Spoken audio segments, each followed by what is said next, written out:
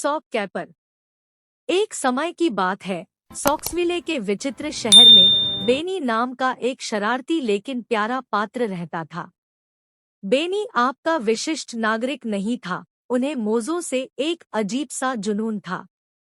ध्यान रहे, सिर्फ कोई मोज़े ही नहीं, बल्कि सबसे अनोखे, रंगीन और लाजवाब मोज़े जिनकी कोई कभी कल्पना भी नहीं कर सकता। उनका संग्रह पूरे शहर के लिए ईर्ष्या का विषय था और उन्हें इस पर बहुत गर्व था।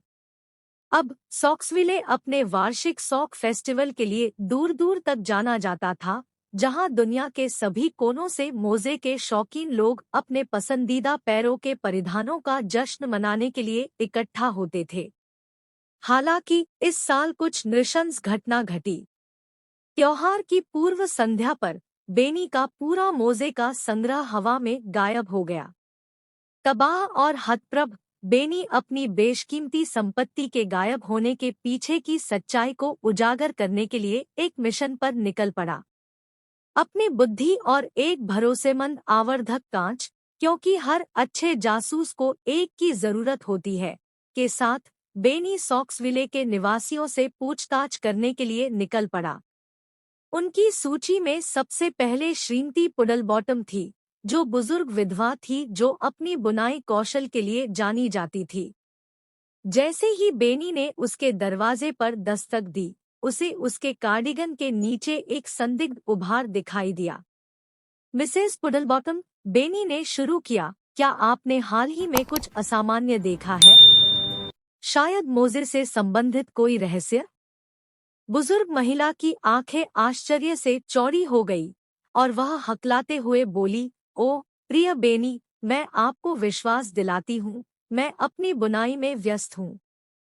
मोज़े की उलझनों के लिए समय नहीं है। अनिश्चय में लेकिन निष्कर्ष पर नहीं पहुँचना चाहते हुए बेनी ने श्रीमती पुडलबॉटम को विदाई दी और अपनी जांच जारी रखी। इसके बाद उन्होंने स्थानीय सॉक एम्पोरियम का दौरा किया, जिसे सनकी प्रोफेसर फुटलूस द्वारा चलाया जाता था, जिसके बारे में अफवाह थी कि उसके पास पुराने मोज़ों का एक दुर्लभ संग्रह है। प्रोफेसर, बेनी ने पूछा, क्या आप मेरे मोज़े के गायब होने के बारे में कुछ जानते हैं? प्रोफेसर ने उत्तर देने से पहले सोच समझकर अपनी मूछें घुमाई। युवा बेनी, वास्तव में एक रहस्य। लेकिन डरो मत, क्योंकि मैं इस रहस्य को सुलझाने के लिए अपनी प्रयोगशाला में प्रयोग कर रहा हूँ। बेनी पहले से कहीं अधिक हैरान होकर एम्पोरियम से बाहर निकला। जब वह सॉक्सविले की सड़कों पर घूम रहा था, तो उसे यह एहसास नहीं हुआ कि कोई उसे देख रहा है। अचानक एक छायादार व्यक्ति गली में तेजी से आया।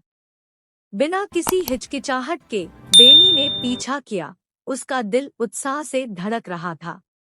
रहस्यमय आकृति को देखते हुए बेनी यह देखकर आश्चर्यचकित रह गया। स्टोर के सामने की खिड़की में उसका अपना प्रतिबिंब था। तभी उसे सच्चाई का पता चला। मोज़े बिल्कुल भी चोरी नहीं हुए थे। उत्सव के लिए बेनी की उन्मत्त तैयारियों के दौरान वे बस खो गए थे। हार्दिक हंसी और जीवन की बेतुकीता के लिए एक नई सराहना के साथ बेनी अपने प्रिय मोज़े संग्रह के साथ पुनर्मिलन के लिए घर लौट आया। और इसलिए सॉक्सविले का महान सॉक कैपर समाप्त हो गया और अपने पीछे हंसी और एक मूल्यवान सबक के अलावा कुछ नहीं छोड़ा। कभी-कभी सबसे बड़े रहस्य वे होते हैं जिन्हें हम अपने दिमाग में बनाते हैं।